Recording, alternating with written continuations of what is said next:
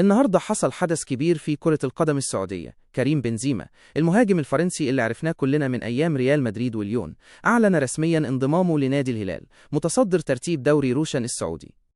أول ما اتكلم بنزيما حسيت كأنه بيشاركنا فرحته بصراحة، وقال إنه مبسوط جدا من وجوده في الفريق، وإنه حاسس إنه في حالة كويسة ومستعد يبدأ صفحة جديدة في حياته الكروية هنا.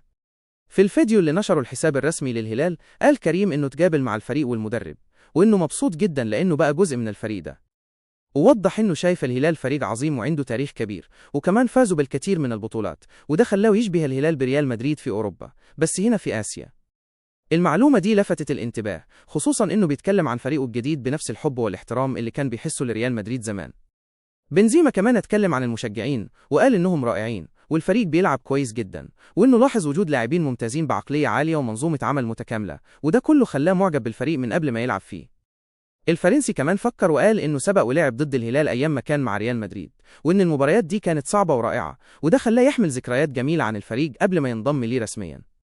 لما جه يتكلم عن أهدافه مع الهلال، بنزيما أوضح إنه جاي بهدف واضح وعنده حافز كبير، وإنه هيقدم كل اللي عنده في الملعب عشان يساعد الفريق، وإنه هدفه الكبير الفوز بالبطولات، لأنه بالنسبة له الألقاب هي الأهم.